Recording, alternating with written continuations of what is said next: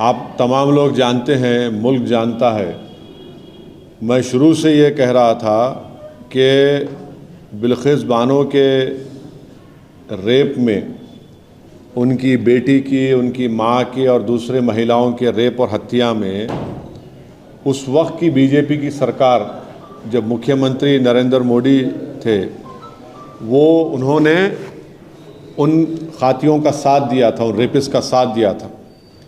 बिल्किस बानो का रेप हुआ, उनकी मासूम बच्ची का कत्ल हुआ और बिल्किस बानो ने ये लड़ाई खुद से लड़ी इंसाफ के लिए,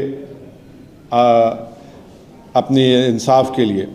तो जो उस वक्त जब बीजेपी नरेंद्र मोदी मुख्यमंत्री थे, उस जो माहौल था गुजरात में, बड़ा ही ख़राब माहौल था।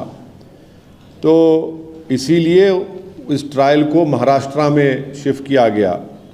और ये बात आपको याद रखना चाहिए कि बीजेपी ने ही इन रेपिस्ट को छुड़ाया जिन्होंने बिल्किस बानो से जुल्म किया।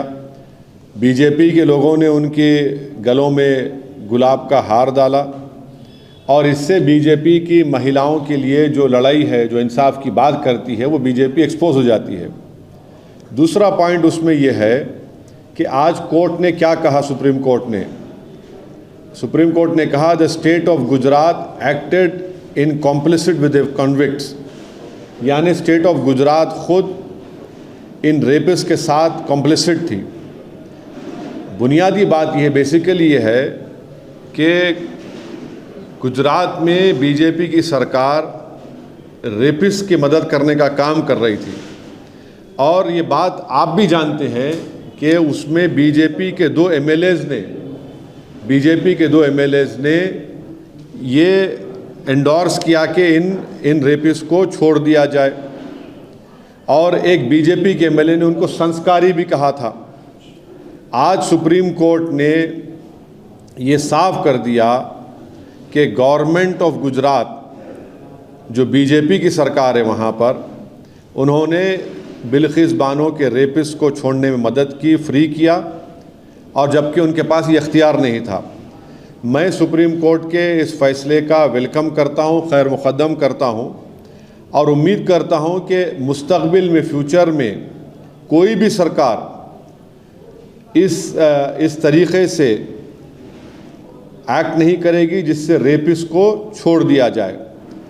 रेपिस्ट जो होते हैं महिलाओं के, उनको ये मालूम होना चाहिए कि उनके पास कोई इम्यूनिटी नहीं है और अगर कोई रेपिस्ट ये समझ रहेगा कि मेरे पास एक रूलिंग पार्टी का आइडियोलॉजी का मैं मानने वाला हूं तो मुझे वो सरकार छोड़ देगी, वो उनको ये समझ जाना चाहिए कि पॉलिटिकल आइडियोलॉजी से आपको नहीं छूट मिलेगी। और आखिरी बात ये है कि इस तमाम चीज़ों में हम यूनियन होम मिनिस्ट्री के रोल को भूल जा रहे हैं। यूनियन होम मिनिस्ट्री के आज जो वज़ीर हैं जनाब अमित शाह, उन्होंने अप्रूवल दिया था इनका रिमिशन और प्रीमेच्योर रिलीज़ के लिए, और एक जुलाई 11, 2022 का लेटर है यूनियन होम मिनिस्ट्री का। हम पूछना चाह रहे कि क्यों अमित शाह की होम मिनिस्ट्री ने इस तरह का लेटर दिया। तो इससे बात साफ जाहिर होती है कि नरेंद्र मोदी जो नारी शक्ति की बात करते हैं, ये सिर्फ जुमलेबाजी है और इन्होंने यहाँ पर बिल्किस बानो के रेपिस्ट को छोड़ने का जो काम किया, इससे एक्सपोज होते हैं। अब बताइए बुलडोज़र कहाँ चला गया, ठोक देंगी पॉलिसी कहाँ चले गई। बीजेपी बिल्किस बानो के रेपिस्ट को छोड़कर बीजेपी आज रेपिस्ट के साथ खड़ी हुई है, चाहे वो सरकार में हो, सेंटर में हो या स्टेट में हो। बीजेपी की सरकार ने इनको छोड़ा, और क्यों छोड़ा? इलेक्शन से पहले छोड़ा, गुजरात के विधानसभा के चुनाव से पहले। अब बीजेपी इस जजमेंट के बाद खामोश क्यों है? बीजेपी आज बीजेपी को खामोशी तोड़नी चाहिए।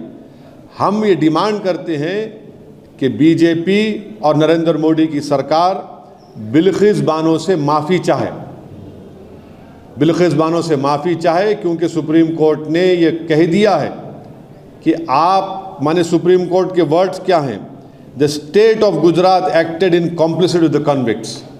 तो मेरा डिमांड ये है कि नरेंद्र मोदी की सरकार बिल्किस बानो से माफ़ी मांगे, उनको अपोलोजाइज़ करे।